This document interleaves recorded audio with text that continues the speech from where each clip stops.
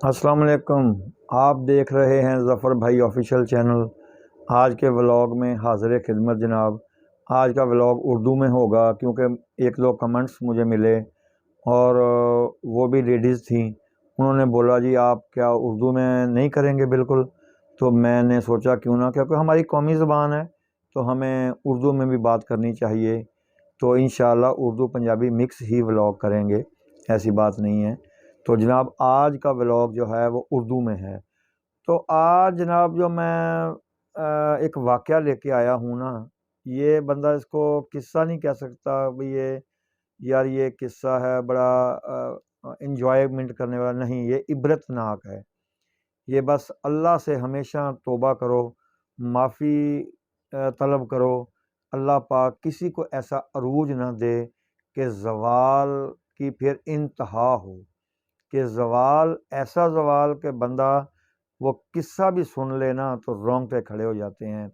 جناب آج میں جس کی بات کر رہا ہوں نا، یقین کریں خوبصورت اداکارہ، درمیانہ قد، سفید رنگت، جھیل جیسی آنکھیں اور اپنے وقت کی سپر سٹار اداکارہ، ہر بڑے فنکار کے ساتھ کام کیا۔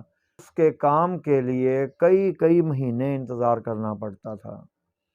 اللہ پاک نے عزت دی، شہرت دی، دولت دی، محل جیسا گھر دی، تو پھر بندے کو پتہ نہیں چلتا کہ کیا ہوا۔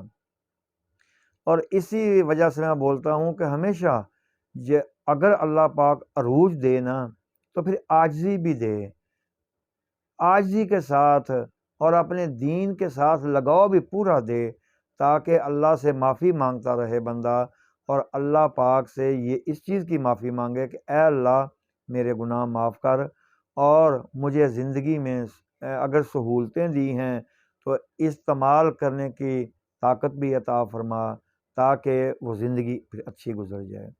تو جناب یہ بس میرے اللہ کو پتہ ہے کہ اس کے ساتھ یہ ہونا تھا یا پھر یہ کیا لکھا تھا۔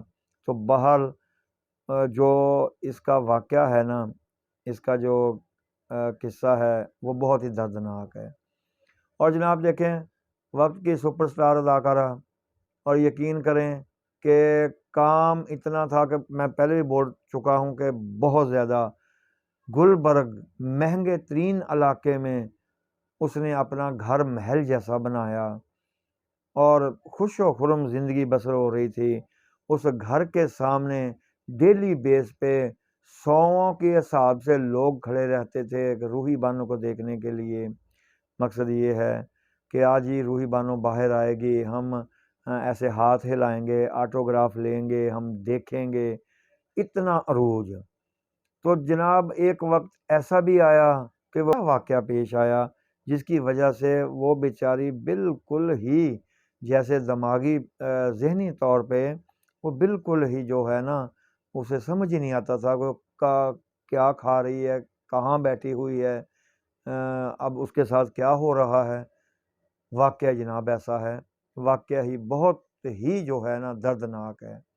تو واقعہ جناب یہ تھا کہ ان کا ایک بیٹا رہیں کامیاب نہیں ہو سکیں، لیکن وہ اس گھر میں دونوں ہی اکیلے رہتے تھے، وہ فرزند علی اور روحی بانو اپنی والدہ کے ساتھ۔ تو جناب 2005 کا ایک واقعہ ہے کہ بتاتے ہیں کہ اپنے کام سے واپس آ رہا تھا، کام وہ بھی کوئی ایسا ہی شعبہ ہوگا لیکن وضاحت نہیں ہو سکی، تو کام سے واپس آ رہا تھا، گھر کے سامنے کچھ نامعلوم اس کی موبائل کی یا جو فون تھا اس کے پاس اس وقت کا، وہ اس کی بیل چلی یا کیسے لوگوں کو پتہ چلا، لوگوں نے آ کے بتایا کہ یہ آپ کے ساتھ یہ حادثہ ہو گیا۔ اور حالت یہ آ گئی کہ روحی بانو صاحبہ ایک دن جیسے بولتے ہیں نا کہ گھر میں جو کھانا پڑا ہے نا، اس کو یہ نہیں پتا کہ یہ کھانا خراب ہو چکا ہے، یہ باسی ہے، یہ تازہ ہے۔ گھر میں ہر چیز تھی لیکن بذات خود اس کے اندر وہ چیز نہیں رہ گئی تھی۔ وہ بیچاری وہ جیسے بولتے ہیں نا کہ وہ اس چیز سے ختم ہو چکی تھی، بس وہ ایک زندہ لاش تھی اس وقت۔ تو کہتے ہیں جناب یہ جیسے یہ انٹرویو لینے والے حضرات، یہ جو میڈیا کے لوگ، تو مطلب یہ ہے کہ ہم لوگ شاید ہم لوگ بھی بے حس ہیں، بے شک میڈیا کے ساتھ ہیں، کیوں ہمیں اپنے کام سے مطلب ہوتا ہے، ویڈیو بنا لیں اس کے بعد وہ بھاڑ میں جائے، ٹھیک ہے جی۔ ایسے لوگ آتے اس کو کھانا وغیرہ کھلاتے، اچھا کرتے، سب آؤ بھگت ہوتی، آسرے ملتے، سپورٹ کرنے کا وعدہ کرتے، لیکن بعد میں کچھ بھی نہیں۔ تو جناب وہ اکیلی اس نے زندگی جو ہے نا، وہ جیسے کہتے ہیں نا کہ وہ حویلی قبرستان تھی، قبرستان میں ٹائم نہیں بندے کا گزرتا کسی اکیلے کا، ویسے ہی۔ تو جناب اس سے بڑھ کر ایک واقعہ اور پیش آ گیا جس نے تو بالکل ہی اس کو تباہ ہی کر دیا۔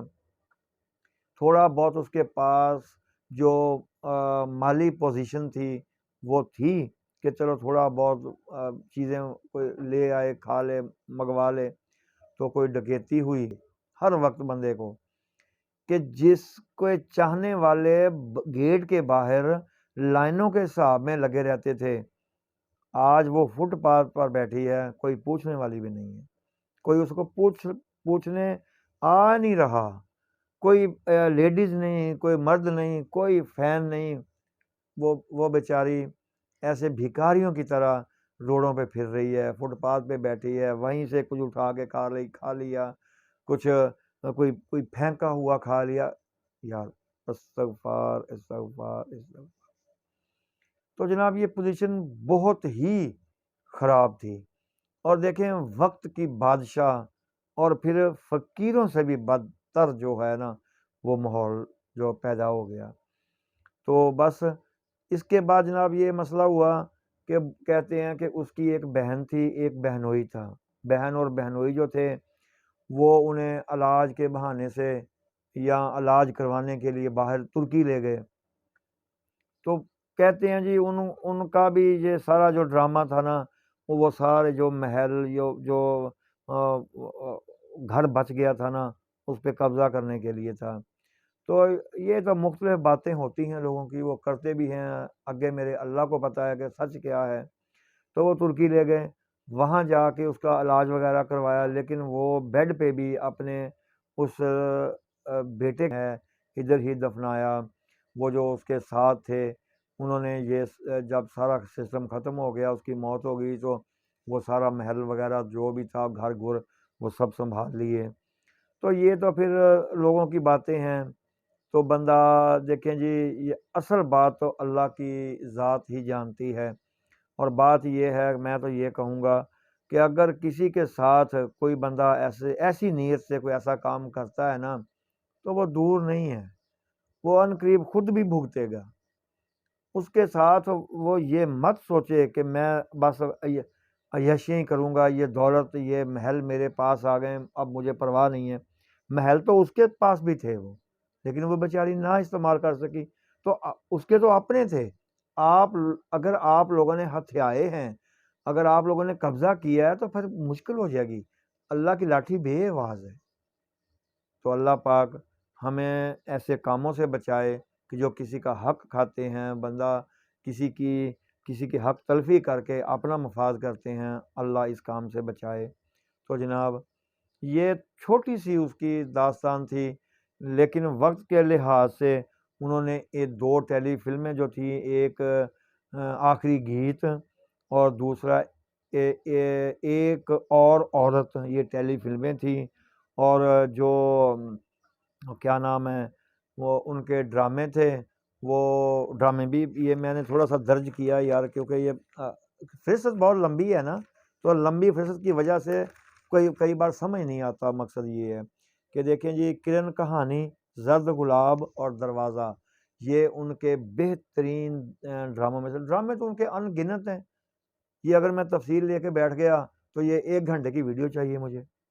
تو آپ سب لوگوں کو پتہ ہی ہے کہ وہ سپر سٹار تھی، آپ سب ان کے لیے دعا کریں، دعائے مغفرت کریں، تاکہ اللہ اس کے صغیرہ کبیرہ سب گناہ معاف کرے اور ہمیں اچھے کام کرنے کی توفیق دے۔ اوکے جناب، کمنٹس، لائک اور سبسکرائب کریں، اور مجھے کمنٹس کر کے بتائیں کہ آپ کو یہ میرا ولاگ کیسا لگا۔ تو انشاءاللہ پھر کسی ولاگ میں ملیں گے، اچھی کہانی لے کے آئیں گے۔ اس وقت تک اجازت دیں۔ السلام علیکم۔